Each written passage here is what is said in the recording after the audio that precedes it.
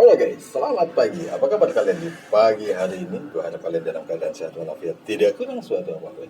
Oke guys, di pagi yang cerah ini, wow luar biasa guys. Di hari Senin mengawali aktivitas ya.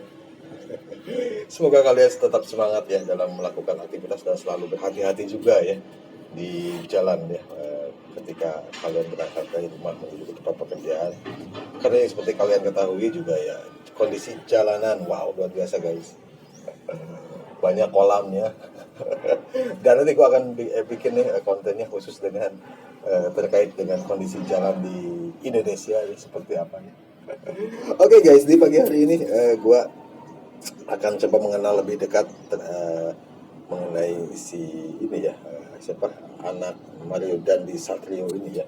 Gue coba mengenal lebih dekat ya, seperti apa sih sikap dan kelakuannya, tingkah lakunya selama bertetangga dengan orang lain gitu ya. Oke, dan perlu diketahui guys, konten yang gue bikin ini khususnya dalam hal ini gue adalah membahas kasusnya si Mario ini. Gue tekankan kepada kalian bahwa gue di sini tidak benci terhadap orangnya ya. Yang gue benci adalah tingkah lakunya, sikapnya, perbuatannya dan akhlaknya guys ya. Itu yang gue benci, bukan orangnya guys ya, tapi kelakuannya, tingkah laku dan kelakuannya itu yang bikin mungkin gue secara pribadi ya nggak apa namanya sangat berlebihan ya, keterlaluan ya, itu yang gue ingatkan kepada kalian ya. Jadi sekali lagi gue bikin konten ini bukan untuk membenci orang ya, tetapi untuk menyikapi, bukan menyikapi juga ya. Yang gue benci adalah sikap dan kelakuannya. Oke guys ya, bisa dipahami ya. Oke, di pagi hari ini guys, gue dapat artikel di detik.com nih di satu hari yang lalu, di mana di sana disebutkan Mario Dandi Satrio 20 tahun tersangka penganiayaan David Ozora 17 tahun ternyata dikenal nakal oleh tetangganya di Jogja. Begini cerita tetangganya. Oke guys, kita lihat guys artikelnya guys, seperti apa sih sebetulnya kelakuannya beliau ini ya. Gak nyangka ya guys ya, kasusnya dari penganiayaan sampai merembet terus ya ke instansi-instansi yang lain ya.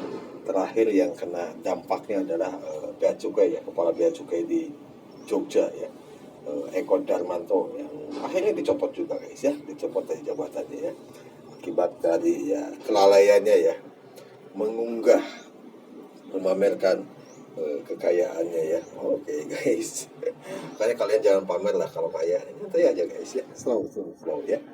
Oke, di sini disebutkan nakalnya Mario Dandi diungkap tetangga di Jogja Sabtu 4 Maret 2023 jam 10. Mario Dandi Satrio 20 tahun tersangka penganiayaan David Ozora 17 tahun dikenal anak nakal oleh tetangganya di Jogja.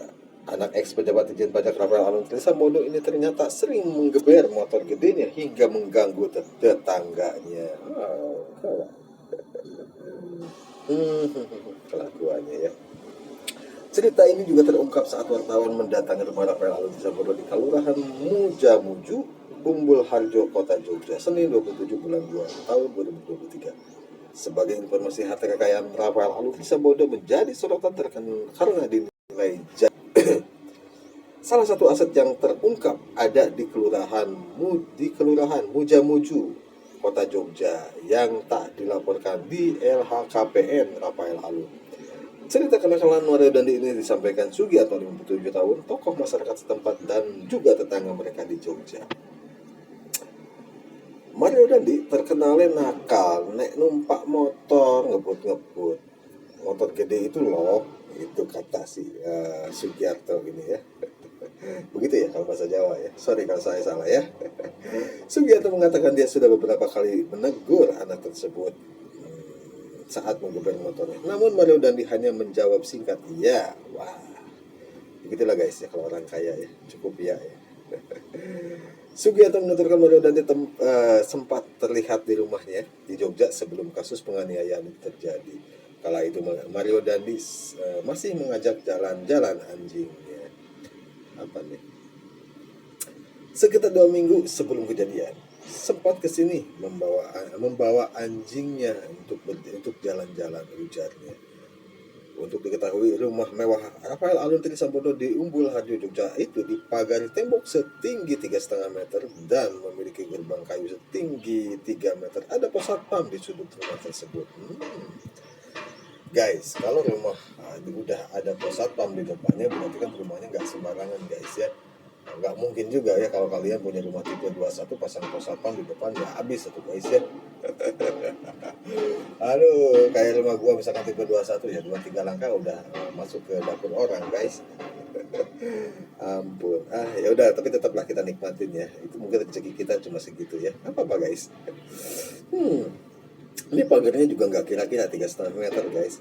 Karena tinggi rumah gua cuma 2 meter, 2 meter ya, 2,5 meter tinggi rumah gua ya. Wow, tinggi banget sih pagarnya, apalagi rumahnya nih. Sugiarto mengatakan rumah itu seluas 2000 meter persegi. Pantes. Dia mengatakan Rafael Alun membeli rumah tersebut, kemudian dibangun rumah. Itu dulu dibeli tanah, terus dibangun sekitar 3 tahun yang lalu jelasnya.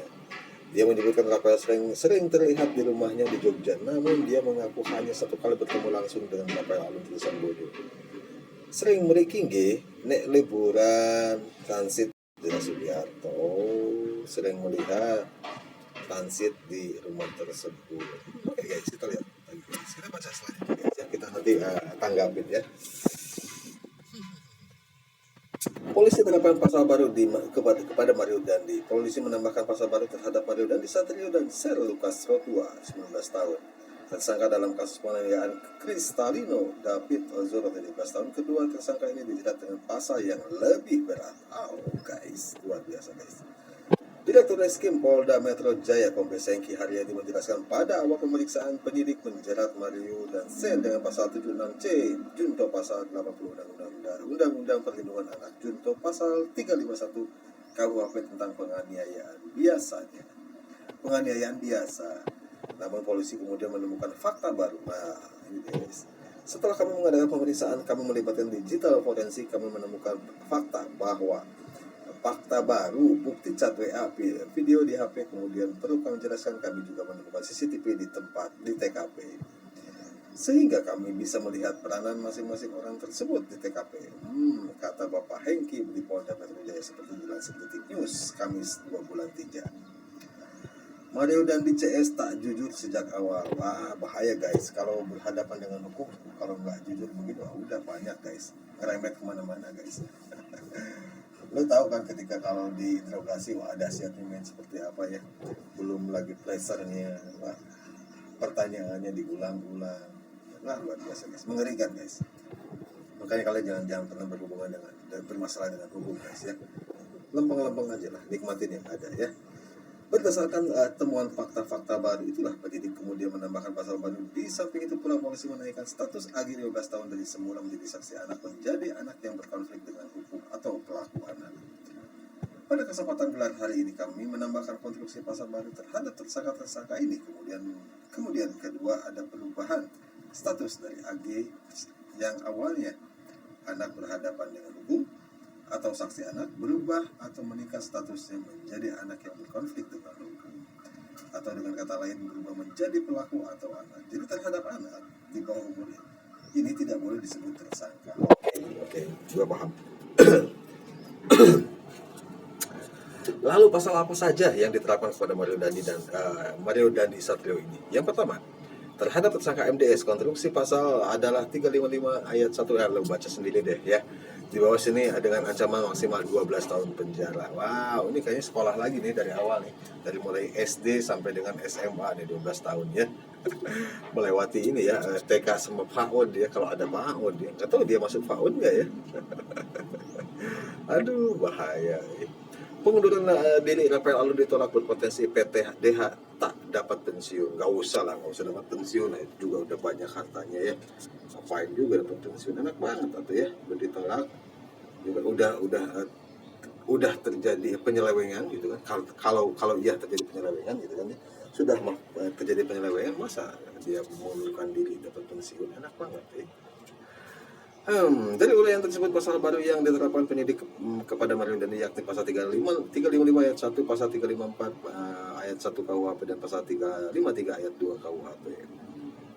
Selanjutnya terhadap tersangka Sen Lukas, polisi menjerat dengan pasal, ya lu baca sendiri ya.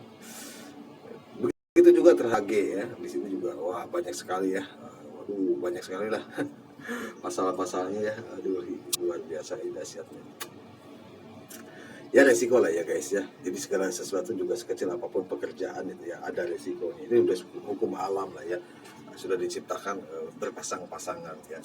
Jadi ya ketika kalian menanam cabai ya pasti buahnya juga akan cabai guys ya. Nggak mungkin jadi timun ya. Itu adalah simbol kehidupan guys ya. Jadi bagi kalian nih ya nikmatin aja ya yang ada ya. Itu mungkin rezeki kita hanya segitu. Dan bagi kalian juga untuk anak-anak pejabat dan kalian juga yang merasa pejabat, jangan sok kaya ya. Ketika berhadapan dengan hukum itu nggak ada apa-apanya ya. Penjabatan itu justru kalian akan malu sendiri ya, aib ya. Karena kan ketika pejabat berbicara di forum biasanya kan ya seolah-olah ya seperti itulah guys ya. Tapi di belakang itu ya seperti ini. Bertolak belakang ya apa yang disampaikan dikatakan dengan hatinya ya.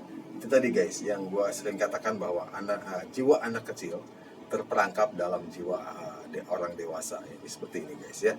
Oke, dan guys bagi kalian yang yang menemukan ya karena kan Menteri Keuangan sudah ada websitenya khusus ya, khusus untuk pengaduan anak-anak pejabat atau pejabat yang hartanya yang tidak wajar, terus cara hidupnya yang hedon ya, hedon apa yang gitulah ya, yang kekayaannya yang janggal lah ya. Kalian bisa adukan ke situs yang diterbitkan langsung oleh Kementerian Keuangan ya. Dan jujur guys, ini Kementerian Keuangan di tahun-tahun ini sedang dilanda badai ya, badai yang luar biasa ya, sedang diuji nih Ibu Sri Mulyani ya. Apakah bisa mengembalikan lagi kepercayaan masyarakat terhadap lembaganya atau seperti apa guys ya. Tapi secara jujur ya gua dalam hal ini selama ini proses ini belum selesai ya jangan ya gue sih nggak akan dulu membayar pajak ya. Sayang sekali guys, duit kita yang kita cari sehari-hari gitu kan susah payah, ketika kita membayarkan untuk membayar pajak mereka pakai dengan seenaknya kan ya, menyakiti hati rakyat seperti itu ya. Janganlah kalian lakukan seperti itu, oke? Dan gue himbau kepada bapak-bapak pejabat nih, kepada kepolisian dalam hal ini tetap netral dalam melakukan penyidikan dan ungkap semua fakta dan datanya dan berikan hukum yang sesuai ya, berikanlah sanksi sesuai dengan hukum yang berlaku, oke? Dan kepada bapak-bapak KPK juga nih, Bapak Nainggolan, Pak Hala Nainggolan dan wakilnya saya lupa siapa ya, Alexander apa tuh. Tolong nih statement yang disampaikan wakil KPK dikoreksi itu. Masa gitu kan KPK menyerah sebelum bertanding ya. Jangan bilang merasa kesulitan ya. Udah jelas fakta datanya sudah jelas ya, antara gaji yang diterima dengan harta yang dimiliki aja sudah berbanding jauh gitu kan. Seperti halnya disampaikan oleh menterinya sendiri, Menteri Keuangan Ibu Sri Mulyani, bahwa hartanya si Rafael Alun ini sangat tidak wajar.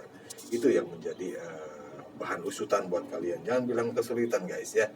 Jadi di zaman secanggih ini bukti yang non fisik yang tidak kelihatan aja masih bisa diungkap guys ya.